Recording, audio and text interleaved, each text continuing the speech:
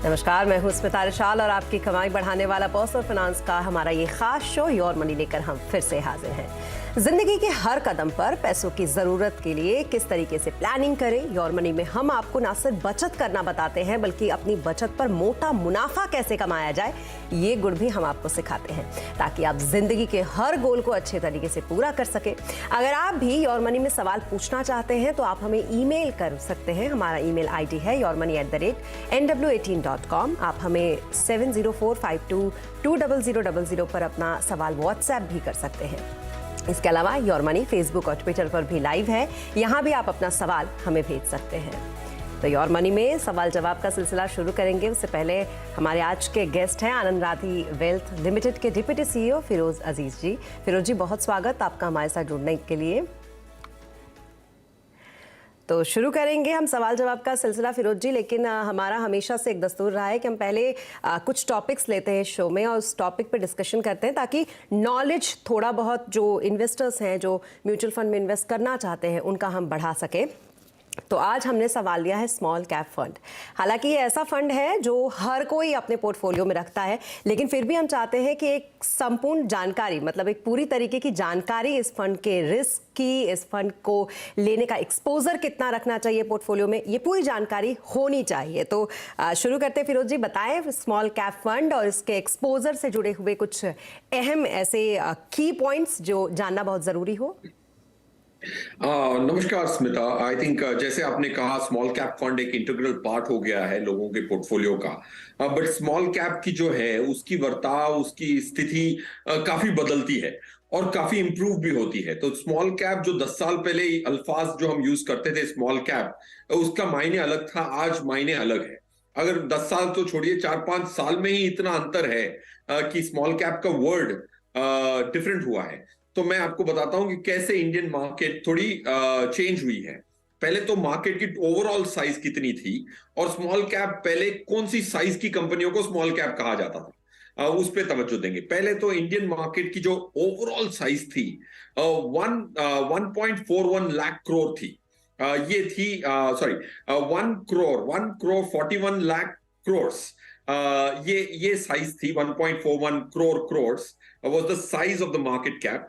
अब वो जो है इंडस्ट्री जो है वो मार्केट कैप इतनी बढ़ गई है कि वो अब 2.87 करोड़ हो चुकी है। सो दैट्स मार्केट साइज बढ़ी है। अब लेते हैं स्मॉल कैप। अगर 2017 दिसंबर में अगर आप ये अल्फाज यूज करते हैं स्मॉल कैप, तो उसमें सबसे बड़ी कंपनी थी 8,000 करोड़ की। आज 2022-23 में अगर 22 दिसंबर का लें, जो आंकड़ा लें 5 साल के अवधि में, अब स्मॉल कैप की सबसे बड़ी कंपनी 16,470 करोड़ की हो गई है। अभी भी उसको स्मॉल कैप ही कहते हैं बट साइज डबल हो गई है। तो स्मॉल कैप का जो रिस्क का परसेप्शन है वो काफी चेंज हुआ है एक कारण से। पॉइंट 1। पॉइंट 2, पहले क्या होता था कि 2018 के पहले सेबी का कोई रूल नहीं था कि स्मॉल कैप किसको कहते हैं, लार्ज कैप किसको कहते हैं। अब ये जो पहली 100 कंपनियां हैं उनको लार्ज कैप कहते हैं, सब्सिक्वेंटली जो 150 कंपनियां हैं उनको मिड कैप कहते हैं। उसके बाद ज्यादातर 250 कंपनियां जो बची हैं निफ्टी 500 में, उसको ज्यादातर स्मॉल कैप कहते हैं। तो universe of the companies has expanded, the size of the companies are expanded, but word used is still small cap. और स्मॉल कैप आज 16,000 करोड़ की कंपनी को भी हम इंडिया स्मॉल कैप कहता है, which I think is a good thing from an economy standpoint, but small cap का risk बहुत चेंज हुआ है क्योंकि कंपनियों की साइज बदली है। Smita, long answer to a short question but an important. बिल्कुल बिल्कुल।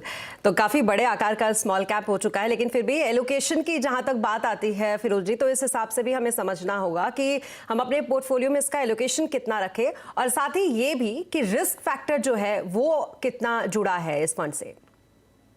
देखिए, रिस्क बहुत सारे होते हैं इन्वेस्टमेंट में, बट अब जैसे अगर स्मॉल कैप ही इतना स्मॉल ना रहा तो रिस्क ऑटोमेटिकली घट गया। देखिए, अगर स्मॉल कैप को हम 1,000 करोड़ की कंपनी को स्मॉल कैप बोल रहे होते तो उसमें बहुत रिस्क है। अगर 10,000 करोड़ की कंपनी को स्मॉल कैप बोल रहे हैं तो देखने को स्मॉल कैप है बट एक्चुअली उसका रिस्क कम हो चुका है। ये इंपॉर्टेंट जहन में बिठाना हर इन्वेस्टर के लिए ज्यादा जरूरी था। That's why we spend time. Now coming to, ऐसे वक्त में हमेशा कोई भी चीज खरीदें जब पास परफॉर्मेंस इतनी अच्छी ना हो। लोगों को हमेशा ये लालसा रहती है कि भाई जब पास्ट परफॉर्मेंस अच्छा होता है सब हम टूट पड़ते हैं उसको खरीदने के लिए। जैसे पहले यूएस की स्टॉक्स अच्छी चली तो सब गिर पड़े कि भाई ये नैस्डैक खरीदूंगा, ये खरीदूंगा, फिर नुकसान होने लग गया। हमेशा पास्ट परफॉर्मेंस के आधार पर इन्वेस्टर खरीदने की सोचता है। बट ये अब मैं आपको ये कहना चाहूंगा कि स्मॉल कैप के लिए लास्ट 3-4 साल बेहतरीन नहीं रहा है। इसीलिए मेरा ये मानना है कि स्मॉल कैप आगे चलते हुए अच्छा प्रदर्शन देगा। अगर आप जनवरी 31, 2018 से देखें, 4 साल से निफ्टी की परफॉर्मेंस आई है 9.86% कंपाउंडेड रिटर्न, और निफ्टी स्मॉल कैप की आई है सिर्फ 5.15। मतलब स्मॉल कैप जिसको निफ्टी से ज्यादा प्रूव करना चाहिए, ज्यादा परफॉर्मेंस देनी चाहिए, 4 सालों से अंडर परफॉर्म कर रहा है। तो जब भी रेयर व्यू मिरर अच्छा नहीं हो तो आगे चलते हुए अच्छा लगता है। सो आई थिंक स्मॉल कैप की एक्सपोजर इस साल बढ़ाना मेरे हिसाब से मायने रखता है, बिकॉज लास्ट 4 साल से अंडर परफॉर्मेंस आई है। लंबी अवधि में स्मॉल कैप हमेशा आउट परफॉर्म करता है, स्पेशली 4 ईयर से अंडर परफॉर्म किया है, तो you should use that period to add small cap into one's portfolio.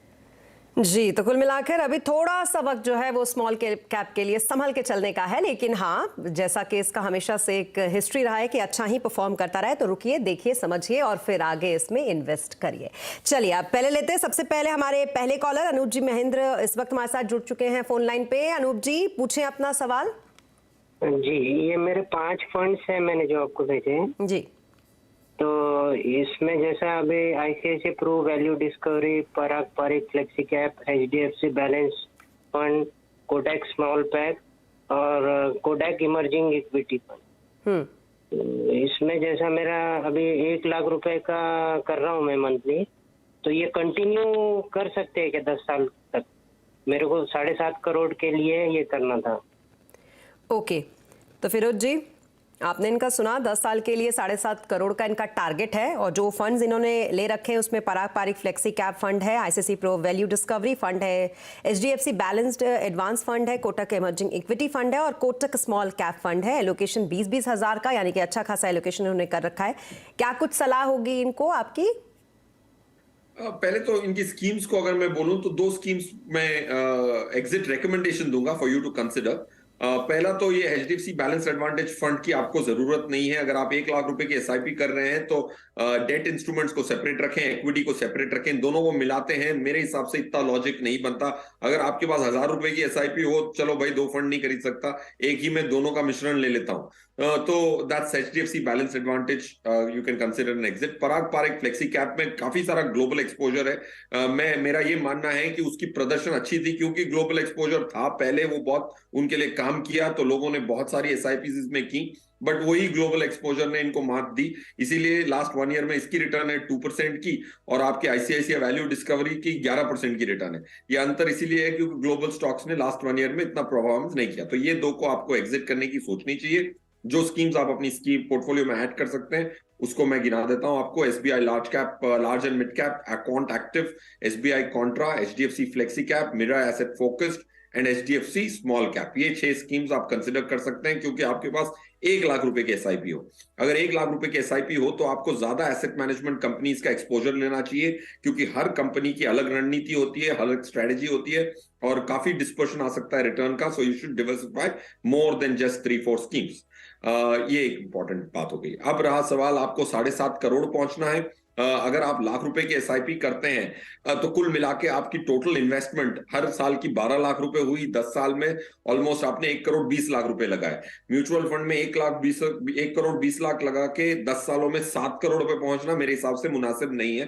तो अगर आप वर्क बैकवर्ड्स करें कि आपको 7.5 करोड़ अगर चाहिए, 14% की भी अगर मैं रिटर्न मानूं जो वाजिबी मानी जाएगी, ऑफ कोर्स आ भी सकती है, थोड़ा ऊपर आ सकता है, थोड़ा नीचे आ सकता है, बट 14 की अगर एजम्पशंस करें तो भी आपको 2,89,000 की एसआईपी की जरूरत पड़ेगी। अगर इसको आप 5 साल आगे कर दें तो 1.5 लाख में काम चल जाएगा। जी, तो कुल मिलाकर एसआईपी बढ़ाइए अगर आपका टारगेट काफ़ी बड़ा हो तो, जो कि दिख भी रहा है, और किन फंड से निकलना है और किस में बने रहना है इसकी सलाह भी आपको दी है फिरोज जी ने, जिस पर अमल करें तो फिर आप मुनाफा कमा सकते हैं, अपने टारगेट तक पहुंच सकते हैं। बहरहाल आगे बढ़ते हैं, हमारे साथ दिल्ली से पीयूष जुड़ चुके हैं। पीयूष जी, पूछे अपना सवाल। मेरा सिर्फ 47,000 पर मंथ है। इसमें Parag Parikh 10,000, Kotak emerging 10,000, Axis blue chip 10,000, Mirae great consumption 5, quant infra 5 और टारगेट है 10 साल में 5 करोड़ का। तो फिरोज से मैं पूछना चाहूंगा कि इसमें से कौन से फंड परफॉर्म करेंगे आगे, और ताकि मेरा टारगेट पूरा हो जाए 10 साल तक। ओके, तो फिरोज जी बताएं, इनको सलाह दें इनको।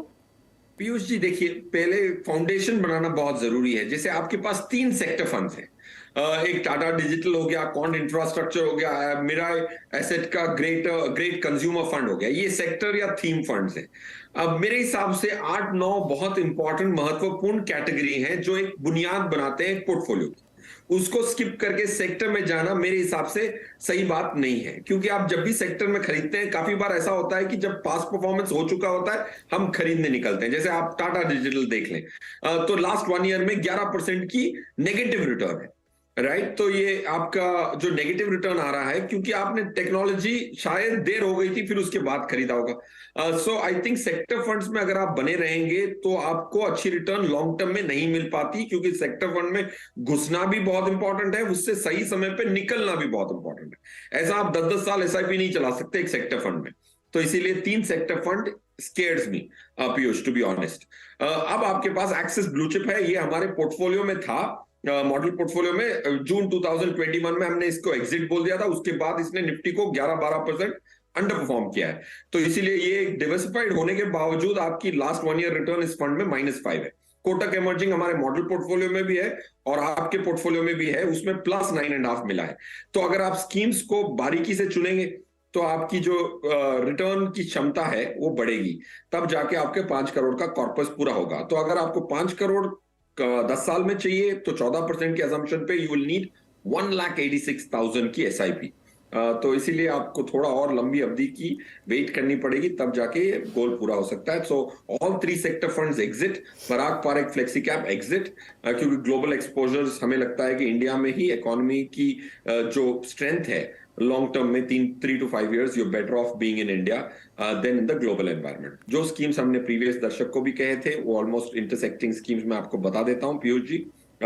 SBI large and mid cap, Kotak multi cap, HDFC focused equity, HDFC small cap, SBI Contra और क्वांट वैल्यू, इसमें आपको अलग अलग कैटेगरीज मिलेंगी और अच्छा डिवर्सिफाइड पोर्टफोलियो बनने की क्षमता है। जी, तो मुझे लगता है पीयूष जी आपको अच्छी तरीके से जवाब मिल गया होगा फिरोज जी का। तो कुल मिलाकर सेक्टर फंड से बाहर निकलने की सलाह आपको, और जो आपका गोल है उसके लिए या तो आप एसआईपी बढ़ाइए या तो आप अपने ईयर्स यानी कि जो साल हैं वो बढ़ा दीजिए ताकि आप उस गोल तक पहुंच सके। और ये बहुत ज़रूरी होता है कि गोल थोड़े रियलिस्टिक भी हो जो आप आसानी से हासिल कर सके। बहरहाल फिरोज जी यहाँ वक्त हो गया एक छोटे से ब्रेक का, तो ब्रेक के लिए यहाँ पर रुकेंगे, लेकिन ब्रेक के बाद सवाल जवाब का सिलसिला यूं चलता रहेगा।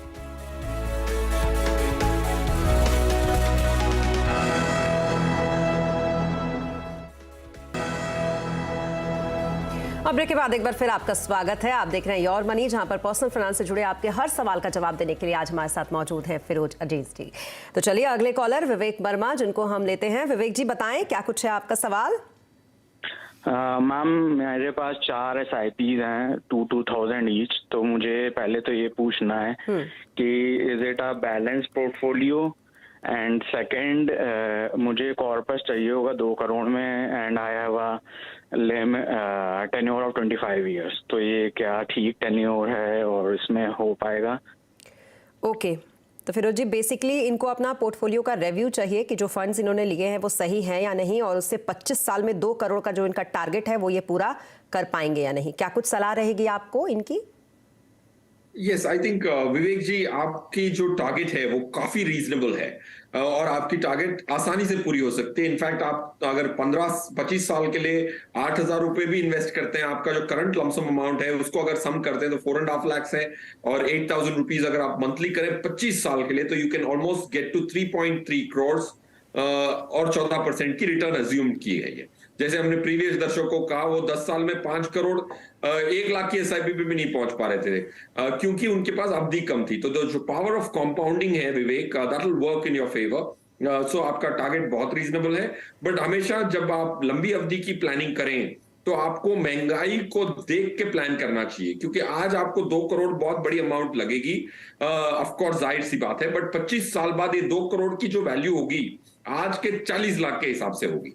जो आप 40 लाख में आज खरीद सकते हैं उतने का उतना कमोडिटी जो भी खरीदना चाहते हैं वो आपको 2 करोड़ रुपए में सिर्फ 40 लाख का माल खरीद पाते हैं।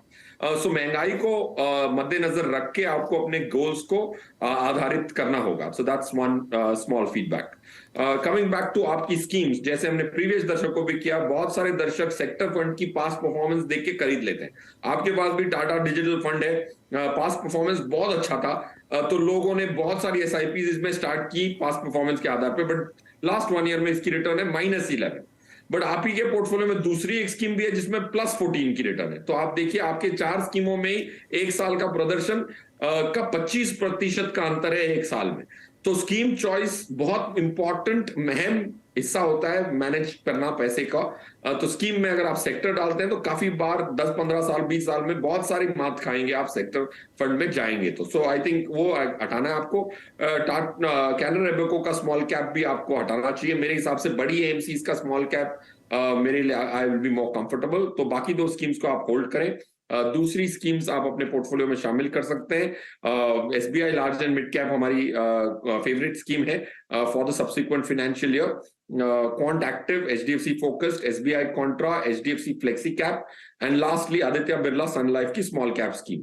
ऑफ कोर्स मैंने आपको 6 स्कीम्स दी हैं. इन सबको आज प्रयोग करने की जरूरत नहीं है. जैसे आपकी आयु बढ़े वैसे इन सबका आप प्रयोग कर सकते हैं. विवेक जी, तो कुल मिलाकर समय के साथ इन्वेस्टमेंट करते रहिए और जो फंड बताए हैं आपको फिरोज जी ने उनमें इन्वेस्टमेंट करिए और आगे बढ़ते हुए मुनाफा कमाइए. आगे हमारे जो दर्शक हैं जिन्होंने हमें सवाल भेजा है ईमेल के जरिए वो हैं कुमार अभिषेक जी. उनका सवाल है मौजूदा निवेश फिरोज जी उन्होंने 17,500 की एसआईपी कर रखी है. 25 साल में 1 करोड़ का इनका भी टारगेट है.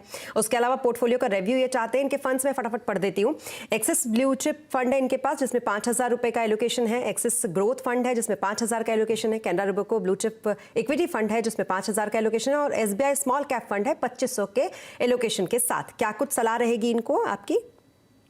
देखिए मेरे हिसाब से ये स्कीम्स तो मैं डेफिनेटली आपको थोड़ी सी रेकमेंड चेंज करूंगा.